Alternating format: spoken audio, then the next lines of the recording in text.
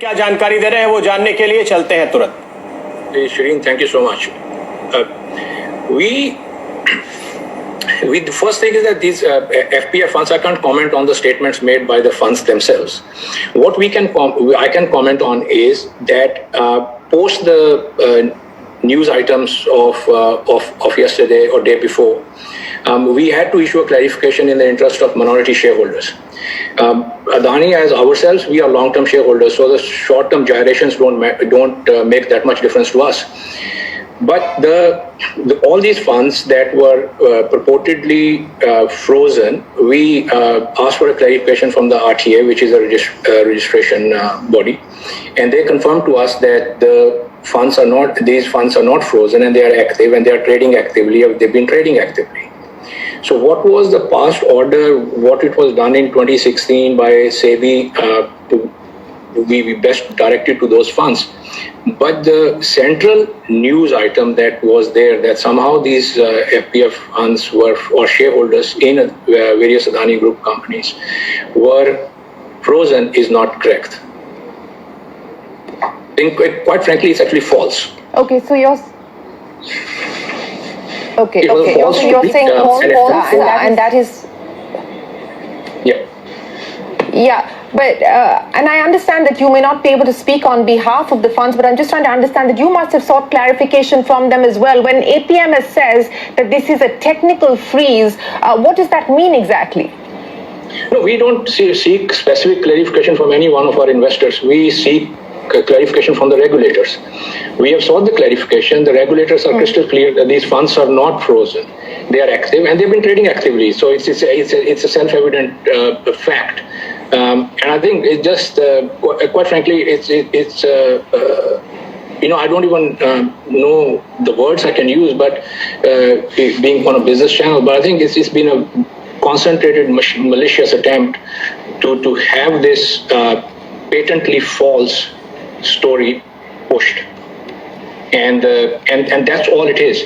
And of course, which means that we have to look at remedies that might be available to us because it does harm our minority investors, which we would investigate and we will seek advice on. Sorry, when you say that you are exploring remedies, what kind of remedies are you talking about? Are you talking about legal remedies? We have to act in the best interest of our minority shareholders. So yes, we understand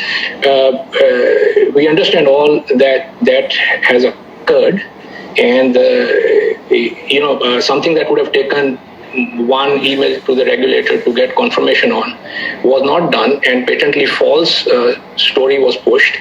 Naturally, we have to we can't have this kind of a unverified news items being published and we don't take any action. So we will review this appropriately with legal advisors. It is currently under legal advice, so I can't comment anything more.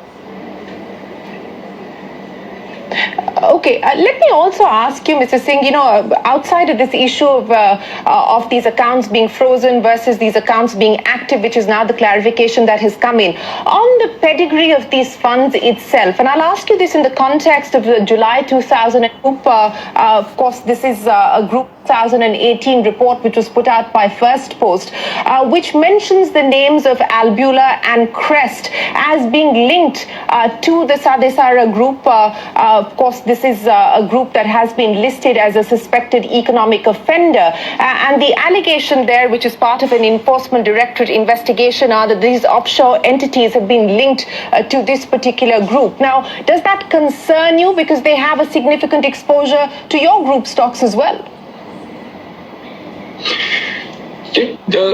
We are always focused on the minority interest and what our register looks like. And I think you asked a very good question, Shireen, and it's a very important question that we need to make sure that this is appropriately addressed.